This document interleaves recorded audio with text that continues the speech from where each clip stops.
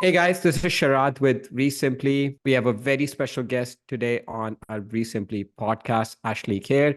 She's joining us from Buffalo, New York. She's going to share her journey about real estate and how she got started and everything she's been doing. Ashley, welcome to the show. Thank you so much for having me. I'm excited to be here.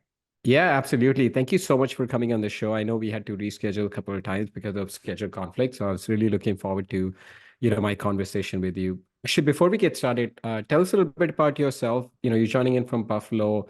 What do you do in real estate business and how long have you been doing that for? I started in real estate in 2013. I started working for a real estate investor, and then I actually started investing myself in 2014. And I'm primarily a small buy and hold person with some long-term rentals and some short-term rentals and one medium-term rental. Basically, just have a really small but mighty team, I would say.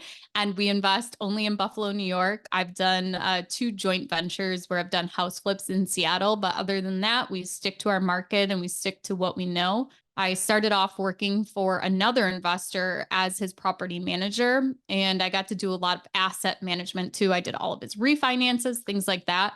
And it really, really helped me learn so much, just getting that experience and getting paid for that experience too, to be able to kind of start my own real estate investing journey. So you started working with another investor as property manager, and then about a year later, you kind of started doing real estate investing for yourself. Was that always the goal, or you had never thought about doing investing on your own? And then after you started working with the investor, you're like, okay, I should be doing this on my own. Yeah, I never thought that I would be doing that. I started working for this investor and I was just like, wow, this is amazing what he was doing. And he had me involved in so many aspects of the different businesses and investments that he had that I could really see how real estate played an intricate role. For example, he refinanced an apartment complex he had, and he took that money to go and buy another business. And I just saw like, wow, the power of the equity he built up in that property, being able to do a cash out refinance, taking that cash and making a cash purchase of another business just to continue to grow his wealth.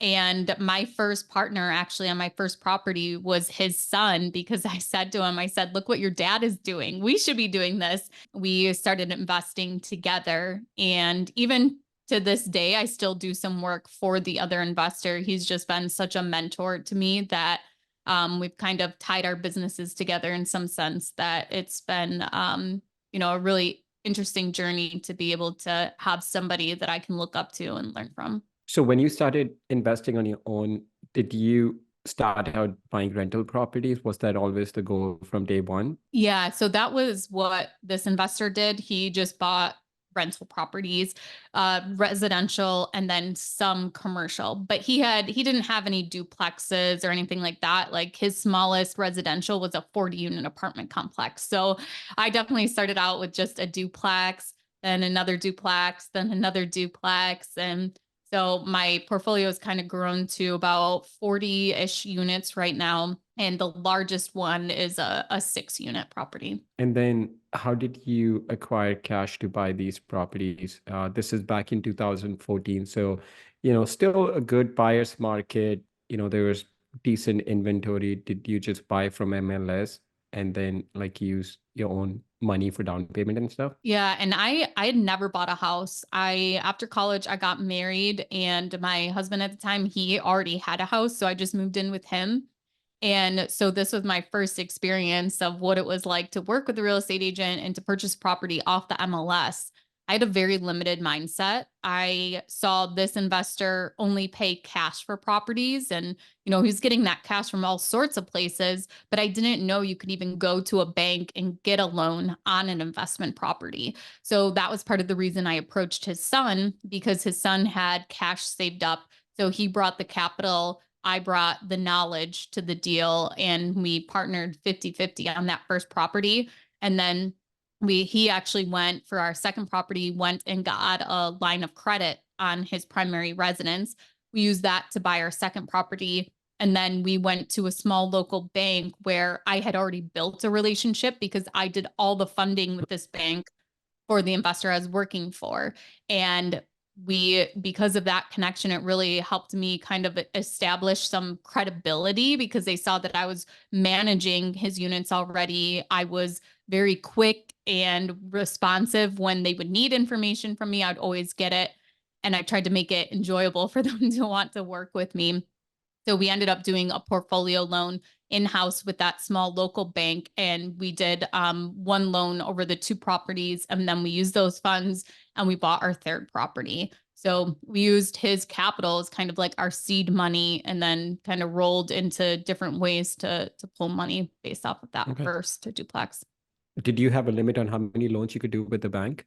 So we started with, we actually did a commercial loan because we had an LLC together. So it wasn't even in our personal names at all. Oh, wow. So you were able to get Yeah. money for LLC and not on your individual name. That's great. That's really, really difficult to do. You must have had some really good relationships, at that bank. So that's great. Yeah. And the property really showed for itself too, that, we were buying it under market. And that was our big advantage when we first started, was finding deals that were below market value already without even doing anything to them. Because we did very little rehabs. It was just some cosmetic things. We had purchased this one property where the same local bank actually gave us a 90-day unsecured loan. So this does not really happen anymore, but they gave us a 90-day loan to purchase the property in cash. And we bought the property. The day that we closed on it, we started the refinance process with that same bank to put long-term financing on it. And we had the property appraised. The only thing we did to that property after we closed it was put a refrigerator in it. And we bought the property for $37,000 and it ended up appraising for $55,000 with just adding a fridge to it. So we were able to $25,000 fridge. Must be a pretty fancy fridge that you put in there. Yeah. So we were able to actually pull out more money than what we owed on the 90-day loan. And then we, just had a little extra cash that we could use for other properties and, just to save more money in our reserves. Should buy more of those fridges. Yeah. Yeah.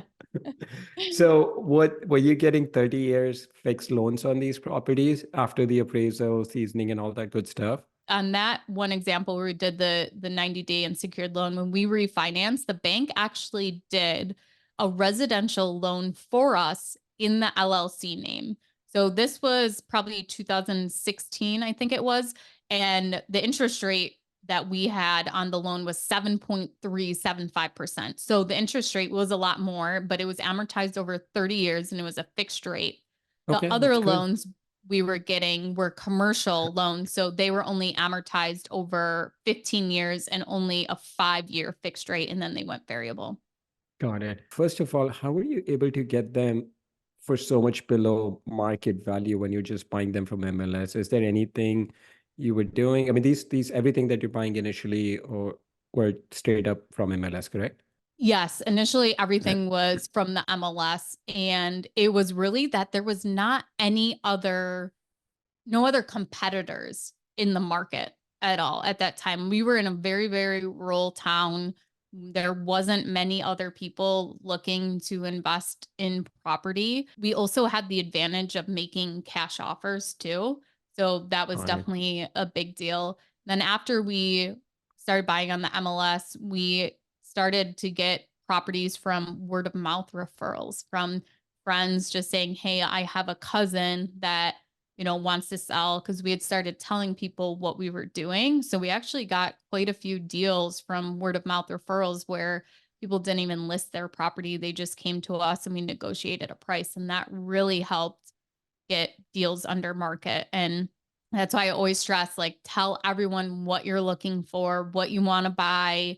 And, that shouldn't be your only lead flow for deals, but it's a great way to get people to think of you when they hear about a deal. And those generally tend to be best deals because then they're not negotiating with anyone else.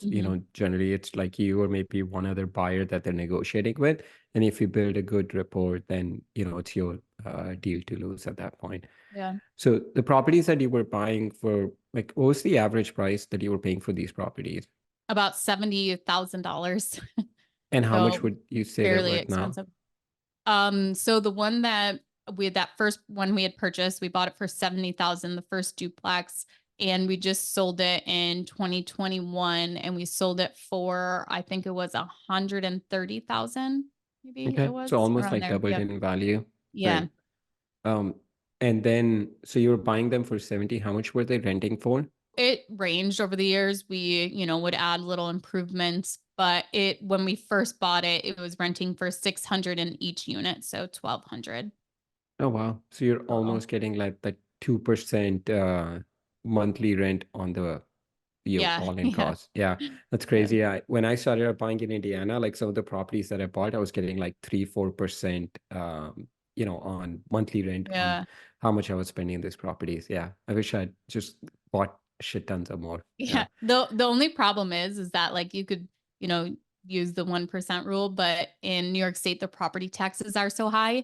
So it's very hard to meet the 50% rule, the rule of thumb where they Oh, I say see. 50% of your expenses should be what the rental Right, right. income is. But with property taxes so high, so it kind of levels out, I guess, in a sense, but that's why it's so important to not just go off one rule of thumb or one metric. Absolutely. True. Yeah. That makes sense. Yeah. Yeah. So let me ask you this. You were inspired from the mentor that you were working with, the guy that you were managing properties for. Where did you get like the confidence to pull the trigger? People get inspired all the time, but 90% of the, people in this industry, unfortunately, don't end up doing anything. But where did you gain the confidence to say, hey, I feel good about it. I'm just gonna, keep doing this and yeah, so let's answer that. Then I have a follow-up question to that. Okay. Yeah, when I started working for this investor, the job description that he gave me was I need somebody to help me be organized.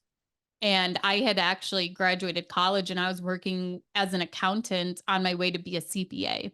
And I hated it. And I lasted 6 months at the accounting firm and I quit. And I was just like, I want to have a baby and I want to be a stay-at-home mom. And that was kind of the plan until this investor who was actually the father of, or he was the neighbor. And, I grew up with his kids and stuff like that, including the one that I invest with. And so he said, I just need help, it's part-time, you can work from home, make your own hours, whatever. I just need help getting organized. And so what that ended up being was managing a 40-unit apartment complex. And I walked into this office that was inside the complex that had no windows, no AC, a small bathroom attached to it, and just boxes of leases, a drawer full of keys, half of them not even labeled. And so before I purchased my first property, I built out a whole property management company for him and redid all of the systems processes within that complex. And I was renting out units. I was turning them over. I was doing all aspects of that except for like the maintenance that, Right. electrician or plumber needed to do, but I was in there painting if I had to. So I had just like done so much for this apartment complex and I was receiving some kind of gratitude from the residents of the changes and how nicely it was being run and things like that. And so I think kind of having that experience of making this transformation definitely gave me the confidence. And I was having no problem renting out units. And we bought a property that was in the same exact town. So I knew what the units could rent for. I was really confident on that. I knew that financially, if my partner and I needed to make the mortgage payment, we could afford to do that. So that was a big thing too. If for some reason it didn't rent out or we got a tenant that didn't pay us, we would be able to make the mortgage payment ourselves. And starting out, that was literally just the mortgage payment was to my investor. When he put in that capital, we made a mortgage note where he was actually getting paid principal and interest. So starting off until we went and refinanced, the worst case scenario was you're not going to get your mortgage payment this month. We had somebody who's not paying, we blew through our reserves or whatever that may be. And that never had to happen. But that was really the nice safety net is we weren't obligated really, or we didn't have a huge amount of risk at that point. Yeah. And when was it? So you bought your first property in 2014. What was the time gap between your first property and second property that you purchased? I bought the first property in September of 2014 and the second one in February of 2015. So right away. So as soon as we Okay. closed on that one in September, we were already looking and found another one and closed on it Okay. that following So February.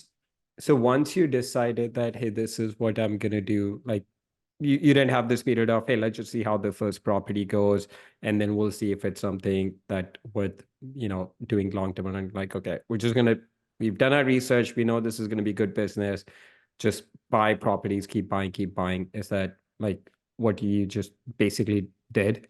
That really wasn't the plan. It was just that a house right next door, like two houses down, popped up for sale on the MLS. And we're like, maybe this makes sense to own properties right near each other. And so we looked at it, we liked it, and we put in an offer, and we, went and got the line of credit on my partner's house. So we had the money for it, and it just kind of made sense. So there really wasn't a business plan in place as to this is how we want to grow and scale. It was more of like, here's a opportunity. Let's see if it will work. If it does, it does. If not, there'll be something else that comes along. Right. And all the properties that you bought, have you bought with that partner, or have you bought on your own or other joint ventures? So I still partner with that partner today. We actually are closing on a property tomorrow, and we just closed on one last week. But Oh, cool. I do have, Congratulations. thank you. I do have two other partners that I've worked with throughout the years. So one was another investor. He had two properties himself when we met, and he ended up marrying the daughter of the investor I was working for. So we got to know each other that way. And we started buying properties together where everything was 50-50. We split the money, we split the responsibilities. And then we just wrapped up a deal too. We actually moved in new tenants to a property we had just done too. And then my main partner that I have, he does works on the property management company with me. And then we do most of the short-term rentals together that we Okay. And purchase. everything is in Buffalo for you guys, right? Nothing Yep. outside of Buffalo. And Buffalo is, or New York is a pretty tenant-friendly state. Is that correct? No, or tenant friendly. Yes, yes, Tenant not friendly, landlord right? friendly. Yeah, it's Yeah. not landlord friendly. Yeah. So have you had some like horror stories of like finding or qualifying a tenant but ended up the person is not paying? You have to go through an eviction process, and does it take like months to get someone out? Yeah. So we actually have an eviction in process right now where somebody they moved in last year. They've lived there a little over a year. They were paying, and then they stopped paying, and then they went and got some assistance from the county. And so the county paid what they had owed, and they were supposed to make like payments and be on a payment plan to repay the county through this program. Well, then they never paid again after the county had paid their lump sum. And you can't evict them while they're in like that pending period trying to get this county program. So you just have to wait it out.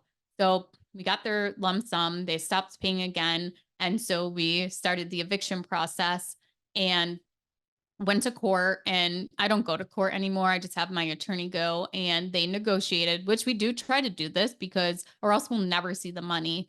And what my attorney do will say, we'll put them on a payment plan. So what we'll do is like, okay, you have to pay this much upfront, and then you need to make this much extra every month. And how we do it is we have the judge sign off that if they miss one payment, the warrant for eviction goes into effect immediately, that we don't have to go back to court or restart the eviction process. So what happens, the tenant, he agrees to this, and then he misses his first payment. So now we've had the judge sign off, and now we're just waiting for the marshals to schedule the date that the actual eviction is. Got it. Let me ask you this. So you own 40 on units right now, right? In your Mhm. rental, like duplexes, and the biggest property that you have is 6 unit. So someone who's listening to the show and they haven't bought their first property, what would you tell a newbie investor? Like, what is it that they really need to know or understand about the business before moving forward? I think that you said it right there, is to like, they need to treat it like a business is one thing, as to, make sure you're doing accurate bookkeeping, make sure that you're handling it like a business. And that doesn't mean like, oh, you need a brand or you need to create an LLC or things like that. But you need to have systems and processes in place so that as you continue to grow and scale, your business isn't boggling down and you're working in your business instead of on your business. But the reason you haven't started yet, I would think about that as to why haven't you gotten started? And I say that there's usually 4 puzzle pieces and you need all of these 4 pieces to get started. And, usually a partner can help you find one of them, or there's different solutions or ways to get creative if you're missing one of these puzzle pieces. So the first one is time. If you don't have time, so maybe do a time audit. Are you spending nights scrolling, even Zillow, that can be a huge waste of time, watching Netflix, whatever it may be. Or maybe you're doing time wasting stuff that isn't moving you forward. It's not actually actionable things like a miracle morning. You getting up and doing this hour and a half routine every morning, is that actually getting you closer to getting your first deal? Or is it just getting your mindset and making you feel good, but you're not moving forward? The next puzzle piece is capital. Maybe you don't have the money. And that's where we go and we look at different ways to find money other than under your mattress. So maybe that's if you have a brokerage account with money in it, using that as collateral for a line of credit, pulling money out of your primary residence, getting a partner, finding a private money lender. The next thing is maybe you don't feel like you have the knowledge and experience. So that's where you need to find some kind of educational platform where you're going to take everything and it's going to be put together for you so you can blow through and you can educate yourself, because maybe you don't even know where to start. And that's everything you want to know about real estate is free online. You can listen to podcasts, you can read books, but the best thing about doing courses or programs is that it's going to be condensed for you and most likely show you a path. So make sure if you do decide to go this route, you're choosing something that will make you learn. So what is your learning style? Is it hands-on? Like for me, I needed to work for another investor and I needed to be hands-on.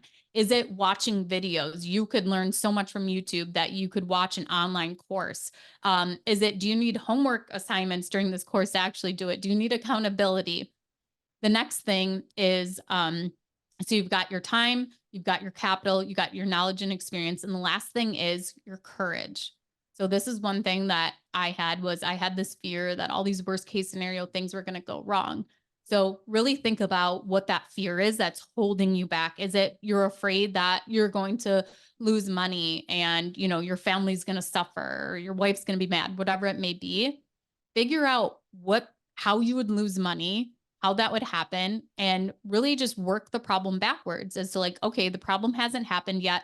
What are the things that I would do if this problem occurred? So like mine was the roof was going to blow off and the tenant was going to fall down the stairs and sue me.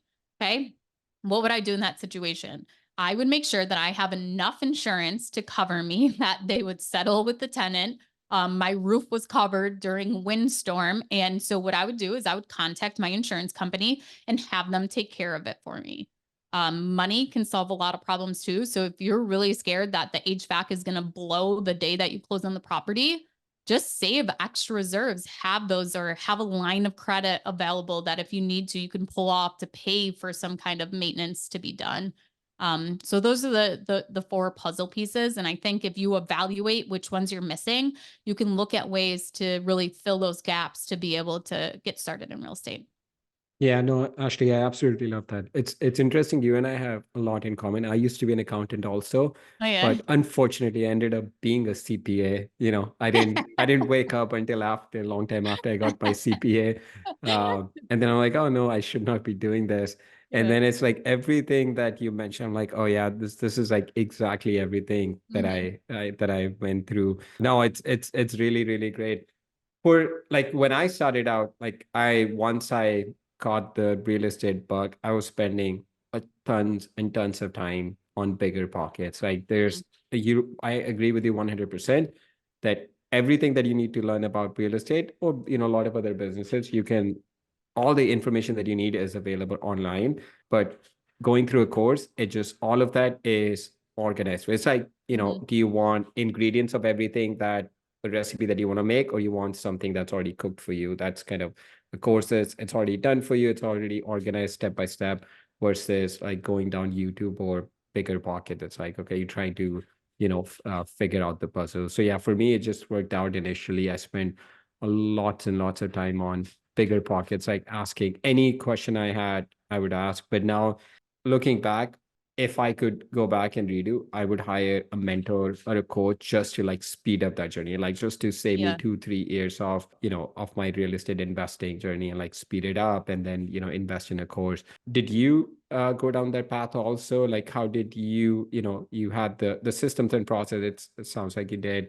But what about the knowing or figuring out, speaking to mentor and preventing you from making some mistakes rather than making your own learning from other mentors? Like, did you go down that path? Yeah. So when I started working for the investor, I did what he did because I had somebody to follow and to learn from. And then so in 2017, I actually found biggerpockets.com.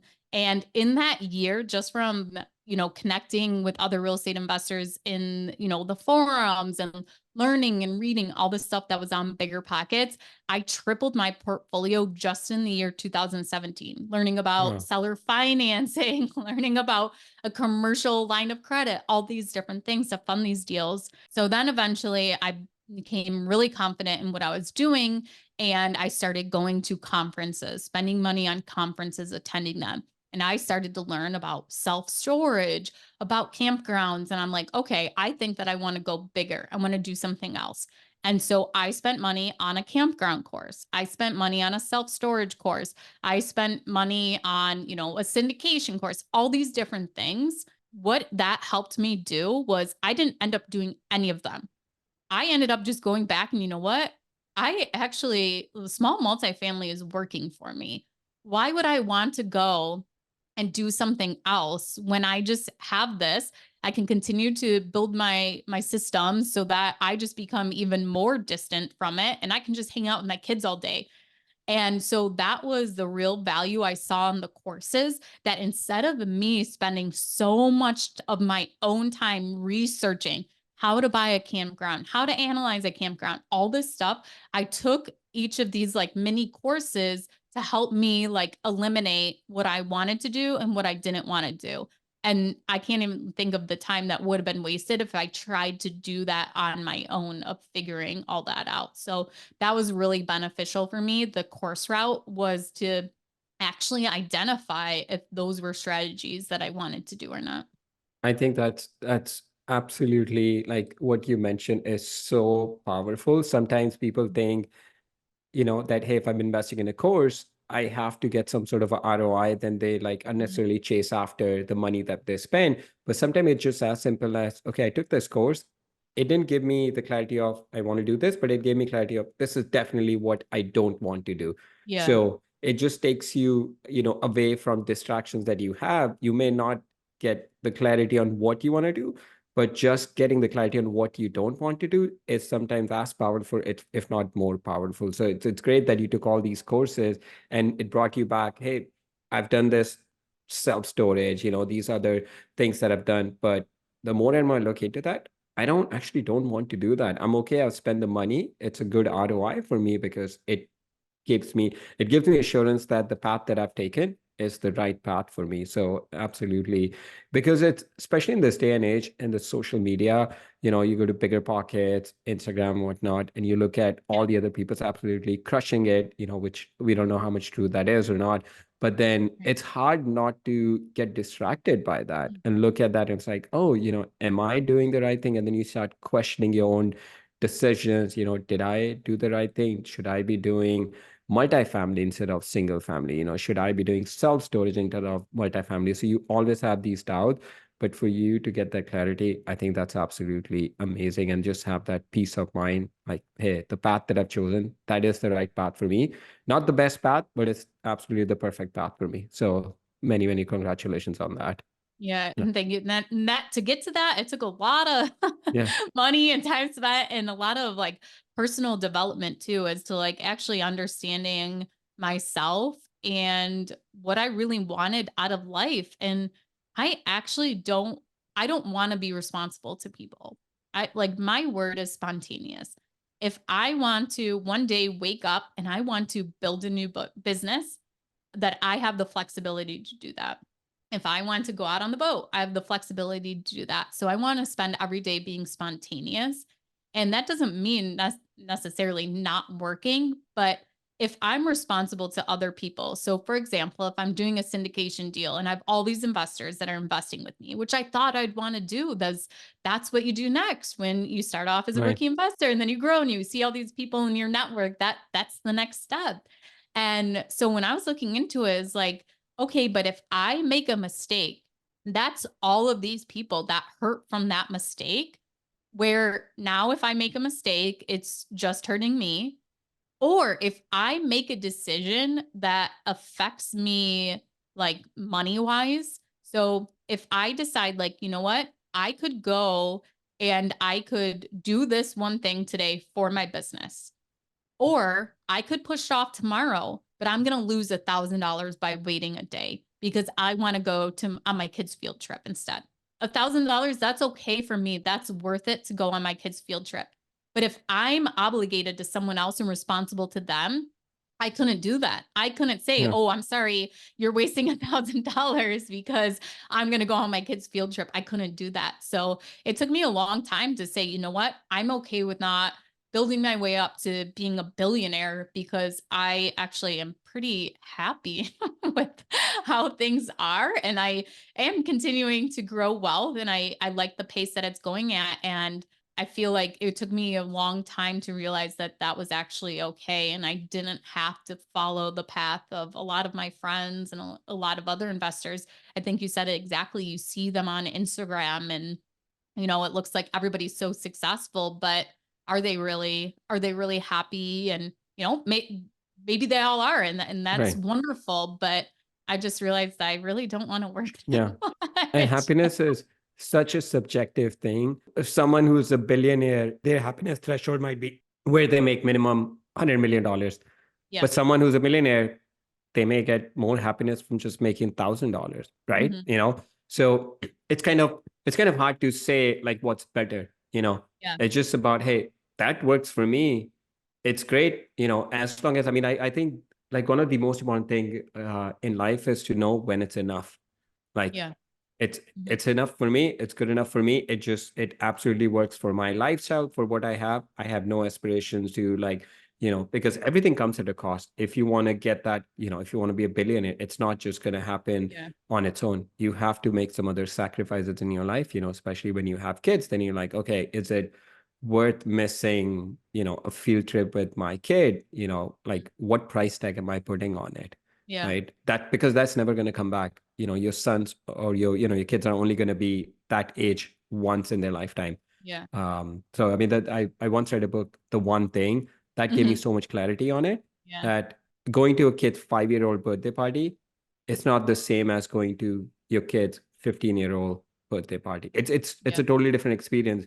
You can never say, oh, I'm going to make up for this time. So I have so much respect for you to have that clarity Yeah. and knowing, hey, this is good. I'm happy with what I have going on. I'm not going to get distracted. It's very, Yeah. very hard to come across people like Yeah. that. So yeah, very, And very I impressive. want to make it clear, like I'm not one of those people that's against like, oh, money can't buy you happiness. There's lots of things I could buy that would Yeah. make me happy. Like I definitely don't think that, and I want to continue to grow my Yeah. income as it goes, but just in a different way than Yeah. No, just I joking. totally, Yeah. I have so much respect for that. I really do. So where do you see yourself in, like, let's say next 3 years, like 2 to 3 years? Like what's on the horizon for you? Yeah, so my goal for this year was to purchase a lake house that could primarily be used for my family and just be rented out because I don't think I could stand the thought of owning a property that was sitting vacant that wasn't making Right. income. So I I'm under contract right now on a lake house, and our plan Congratulations. is to live there for 6 weeks out of the summer, and then my boys start football, so then we'll rent it out when we have to be back home, and they have football practice every single day. But so I think more purchases like that, where it's not only looking for that cash flow or even that appreciation, whatever it may be, but it's also looking at the family use of it. Right. So this is a lake house. And then, maybe next year, the year after, it's going to be a house in the mountains by the ski resort we go to. And I guess I shouldn't say mountain, I should say hills, because, there's no mountains in Buffalo. But I think continuing to make purchases where we can enjoy them and make use of them for things that kind of fit our lifestyle too is Cool. a big Awesome. priority for me. And the lake house is also in Buffalo? Yeah, it's Right. a little south of Buffalo. Yeah, Okay. more towards the Erie, Pennsylvania line. Got it. Got it. Okay. So no plans to like really branch out of Buffalo. You're happy with like the area that you're Yeah, buying in. yeah, yeah. Cool. Yeah, Awesome. it's only an hour away. Oh, The lake okay. is Yeah, only an not hour bad. away, so it's like perfect. You're not too far, close enough. Right. But yeah. Yeah, that's great. That's great. Yeah. All right. Ashley, this has been absolutely incredible. All right. We have a next segment of the show. We have a couple of other questions, where we get to know a little bit better about you. What do you do for fun? You said you have two boys, right? I have three. Yeah, I Three? have three How old are boys. they? Yep. 10, 8, and 7. Wow. All right. What Yeah. do you guys do for fun as a family? So in the winter, we all snowboard together, and Nice. then in the summer, we wake surf together. Nice. Nice. Oh, that's awesome. Yeah. Living in Yeah. Buffalo, you can just do right in Buffalo. You don't have to Yeah, travel that's far the for nice that. thing about Buffalo Yeah. is there's 4 seasons, so you Yeah. get multi Absolutely. activities. All right. What's the one book that's had the biggest impact on your life? It could be a business book or personal book or one of each. Okay. Yeah, I got two that I'll give out at the top of Okay. my head. The first one is Hug Your Haters. This really is a customer service book. So if you're a business and you're getting harsh comments on Facebook or whatever, this is a book about how to basically kill them with kindness and different ways to respond or whatever. But I actually used it and thought it was beneficial just in everyday life of taking criticism, but also for property management. So being Oh, a yeah. property manager cannot always be the most rewarding and full of gratitude. So being able to handle those conversations really taught me a lot, because when I first started out as a property manager, I cried all the time. I wanted to rip my hair out. People were so mean. And now I have And you a decided to be a full-time real estate investor and yeah. choose to deal with those people full-time. Yeah. Yeah. So now I've learned I have a virtual assistant who takes all the communication with the tenant, saves her phone calls, answers their texts, things like that. But I've been able to help her and train her, and also just in general of how to handle those situations. Right. So that was really a life-changing book for me, was Hug Your Haters. And then the other one was actually Dave Ramsey's The Extreme Money Makeover. Oh, yeah. And I love so that I, book. I I agree with his theory until like you pay off your debt, then like, I think it's okay to get mortgages on investment properties and things like that. I don't really listen to him after that, but I did the snowball effect, and I did snowball payments, and I paid off my student loans, our farm equipment that we had, and a line of credit that we had on our house. We luckily never had credit card debt, but just so that debt alone, like our monthly payments were like $3,500 a month. And so doing, reading his book, I just got so motivated Yeah. to just pay off that debt and be done with it. And we paid it off in like a year and a half.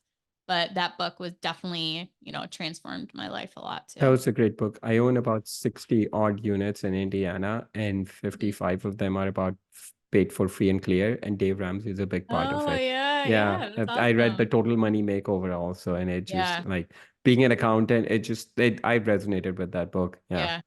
Yeah. Yeah. Great book. And I love the idea of keeping like properties free and clear too. Yeah, We do the same exactly. too. That It's was just the that was safety. definitely a big Yeah. influence. So yeah, great Yeah. recommendations. All right, final question. If you could spend a day with anyone, dead or alive, who would you want to spend the day with and why?